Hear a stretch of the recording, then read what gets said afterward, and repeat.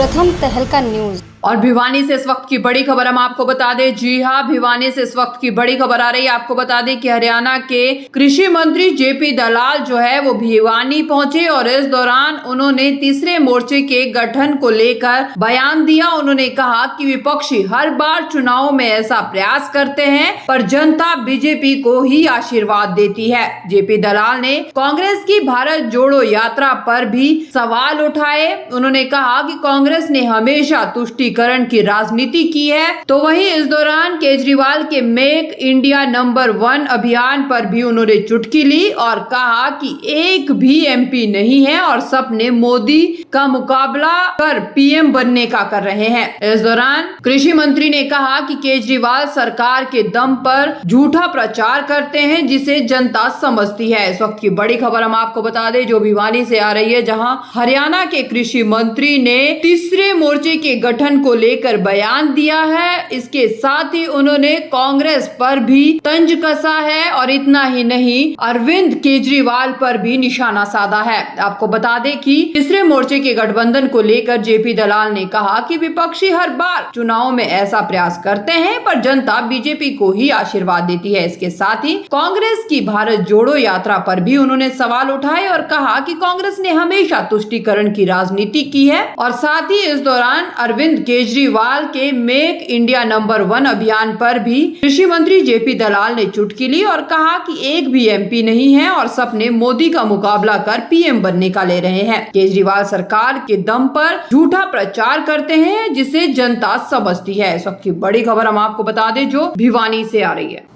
कांग्रेस ने सर भाजपा प्रदेश को जाति और धर्म के नाम पर बांटने का आरोप लगाते हुए जो यात्रा शुरू की है, भारत जोड़ो यात्रा, तो क्या कहें? वो कह रहे हैं कि बीजेपी देश को तोड़ रही है, हम तोड़ रहे हैं। देखिए, कांग्रेस ने हमेशा ही तुष्टीकरण की राजनीति की है और इस देश का जो बड़ा वर्ग था उसको दबाने की कोशिश की है और उसी का परिणाम है कि देश में बार बार अशांति रही। आज की सरकार जो है पूरे देश को सबका साथ, सबका विकास, सबका विश्वास इस नीति को लेकर चल रही है और इस देश की जो सबसे बड़ी समस्या थी, कश्मीर में धारा 370 का मुद्दा था, उसको हटा करके सारे देश को एक करने का काम किया है। कांग्रेस खुद संकट में है और संकट क्योंकि कांग्रेस में कभी चुनाव नहीं हुए, एक परिवार का कब्जा है और आज अंदर से जगह जगह से विद्रोह हो रहा है। कांग्रेस के अपना जो नेतृत्व है वो अपने कब्जा बचाने के लिए यात्रा कर रहे हैं, लेकिन उसके बावजूद भी देख लीजिए कि यात्रा शुरू होने के बाद भी कल परसों बहुमत से 2/3 एमएलए छोड़ के उनको भाग गए। हर हफ्ते कांग्रेस का कोई छत्र कांग्रेस को छोड़ के भाग जाता है और ये निश्चित है कि कांग्रेस टुकड़े टुकड़े हो जाएगी और उसकी वजह यह है कि जनता के अंदर उसकी कोई पकड़ नहीं है, जनता उसको आशीर्वाद नहीं देती। बार बार चुनाव में उत्तर प्रदेश जैसे बड़े प्रदेश में 90% सीटों पर जमानत जब्त होगी, लेकिन कांग्रेस की अभी भी आंख नहीं खुली है। बात करें आम आदमी पार्टी की, तो अरविंद केजरीवाल इशारा है, तो उन्होंने हिसार से एक अभियान शुरू किया, मेक इन इंडिया नंबर 1।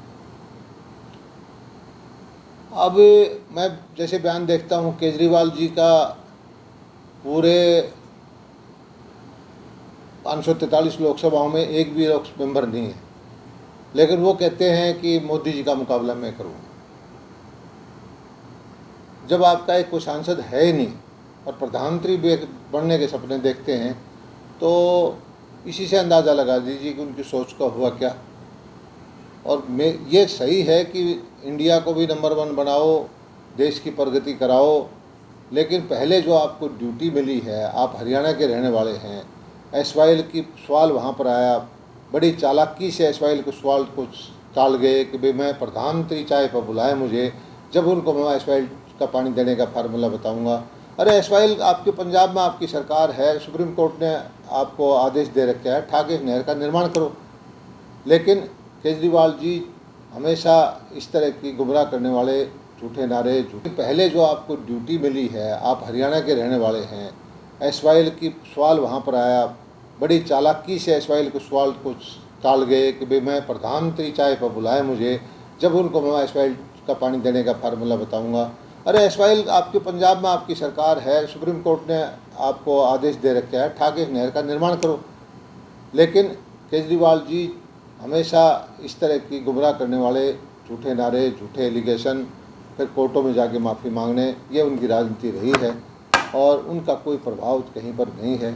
ये ज़रूर है कि कहीं कहीं पर वो जहाँ कांग्रेस से कमज़ोर है वहाँ अपना थोड़ी करके जगह बनाने की कोशिश कर रहे हैं। गुजरात में भी जा रहे हैं और ऑटो की सवारी कर रहे हैं, कह रहे हैं कि शिक्षा, चिकित्सा और फ्री बिजली जो दिल्ली में जो मॉडर्न है उसको गुजरात में लागू किया जाएगा। केजरीवाल जी नोटिंग करने में एक्सपर्ट हैं। अन्ना जी के आंदोलन में वो भूख हड़ताल का उन्होंने ड्रामा किया, फिर दिल्ली के चुनाव में एक नीली सी टूटी सी मारुति में घूमते रहे, और अब जो है आप सब पंजाब में देखा हुआ होगा कि 2-4 घंटे के लिए पंजाब में आए तो 5 स्टार होटल में रुक के लाखों रुपए की चपत उसको लगाई। पंजाब का मुख्यमंत्री है, पंजाब में सैलरी देने के टाइम पे सैलरी नहीं दे सकते, उस मुख्यमंत्री को काम नहीं करने दे रहे, कभी उसको गुजरात ले जा रहे हैं, कभी महाराष्ट्र ले जा रहे हैं, कभी हरियाणा लेके जा रहे हैं। हाहाकार पंजाब में मची हुई है। लेकिन प्रचार के दम पे सरकार के पैसे से अपना झूठा प्रचार करके वो सत्ता हथियाना चाहते हैं और जनता इस चीज़ को समझ चुकी है। केजरीवाल जी को आने वाले चुनाव में ना कोई सीट गुजरात में मिलनी, ना कोई सीट हिमाचल में मिलनी, हरियाणा में तो सवाल ही पैदा नहीं। सर, पूरे देश में विपक्ष एक हो रहा, कह रहा तीसरे मोर्चे का गठन होगा। नीतीश कुमार कह रहे हैं कि बीजेपी को इस बार 50 तक सीमित कर देंगे, 50 से ज़्यादा सीटें नहीं आने। देखिए, बार बार हर चुनाव के अंदर विपक्ष ऐसे ही करता है, एक होने के ड्रामे करते रहते हैं और हर बार चुनाव में ऐसा ही माहौल पैदा करते हैं कि इस बार मुकाबला हो जाएगा। लेकिन भारत की जनता बहुत समझदार है। भारत का किसान, भारत का मजदूर, भारत का व्यापारी, हर वर्ग जिस ढंग से नीतियाँ बना करके हमने काम किया है, मोदी जी ने काम किया है, बार बार आशीर्वाद देते हैं।